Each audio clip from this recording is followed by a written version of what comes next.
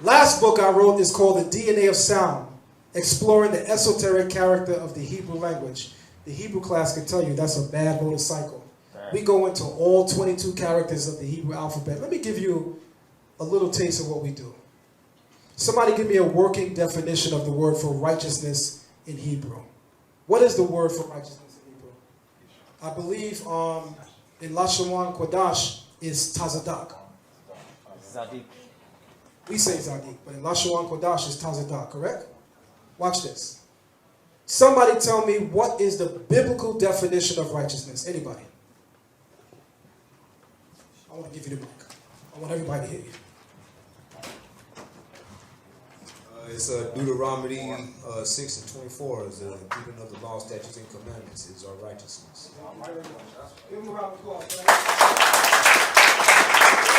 So righteousness, as defined by our culture, the Torah, the Bible, is the keeping of the commandments of the Creator. Period. That's righteousness. But watch this. If we understood that every single letter of the Hebrew character contributes to the overall meaning of Hebrew words, you could take that word much deeper and see something more profound. So the Hebrew word for righteousness, watch this. We're going to scroll all the way back. Wesley Muhammad, you got to look at this part too. You don't know Hebrew. The word for righteousness would have been Zadeh or Tazah, according to Lashon Kodash. It would have been Da or Dalet, and it would have been Kof or Kuf. Zadeh, Dalet, Kof. Zedek. Zadeh and Dalet is the Hebrew word for hunter. These two letters means to hunt and pursue. Every Hebrew knows what this is, Quadash or Kadosh. It's the word for holiness.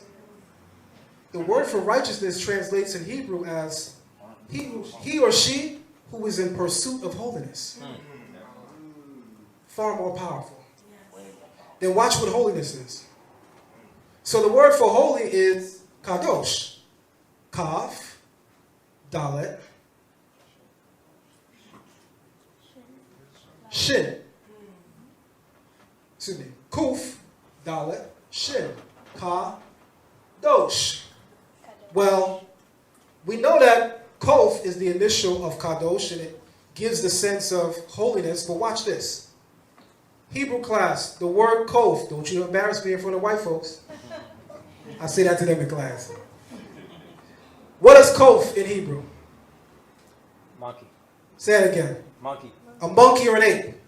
Monkey. Why does Adam, according to the biblical tradition, he names the animals. Why does Adam call the monkey or the ape Kof? What does Kof mean in Hebrew? He tries to emulate man. Into circle. Kof means to emulate or encircle. How many people familiar with them 80s kung fu flicks that used to come on Saturdays? Y'all not supposed to know now if it come on Saturdays. Y'all ain't supposed to be watching it, right? That's why I say 80s, right?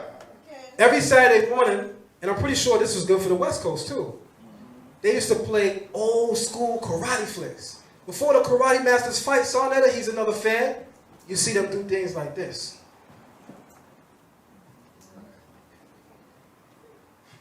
What they doing? Sizing each other up. So to encircle something means to study or observe it.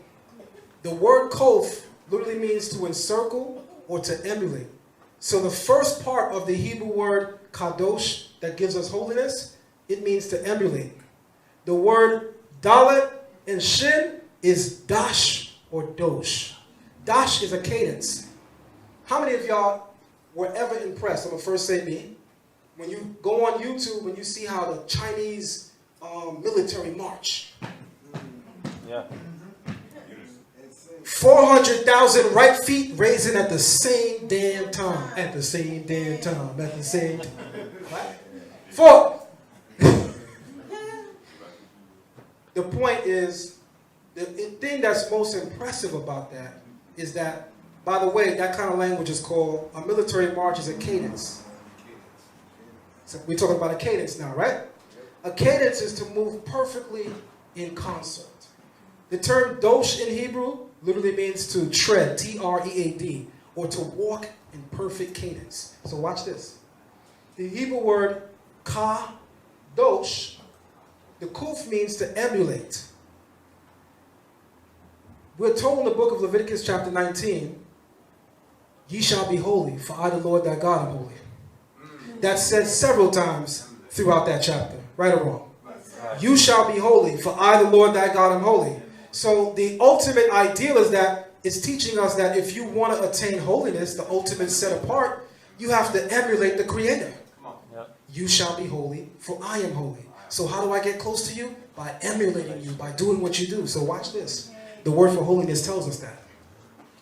Because before I tell you what it says, let me tell you why a word or phrase that we translate it as, and I'm going to end it here, is not that great. Most of us, with all due respect, we define holiness as set apart. But when you start reading that Bible in Hebrew, it might change your mind. Because Moreh Moshe, when we're reading about the temple harlot in the book of Leviticus, what is she called in Hebrew? Set apart. Huh? Set apart. What's the Hebrew word? Kadesh. Kadesh. Kadesha. The temple harlot is called a Kadesha because she's set apart too. But she's set apart to do that which is completely opposite for what the Creator calls for. So walking around saying we set apart ain't sufficient because the temple harlot is set apart too. So you need to know a little bit more Hebrew so that you can know what the word really means. Because kof means to emulate, and dosh means to walk in a perfect cadence. So holiness teaches us that the way that we bind our essence, think about it, the Creator is spiritual, immaterial. We are physical. How do we draw near to Him? Can't walk to Him. He's immaterial. We are physical. So how do you get close to Him? The ideas of closeness in a spiritual sense means that you share the same character trait as someone. So in the spiritual universe, you could never bring good and evil together. They're polarities apart. They don't exist. They could never coexist. It's only in the physical world that you can bring opposites together by virtue of their attachment to something physical. But in the spiritual universe, you can only draw close when there's emulation. Deep teachings, think about it and listen carefully. The only way you can get close to the Creator is becoming like Him, acting like Him, walking in perfect cadence with Him. Hallelujah. Hallelujah.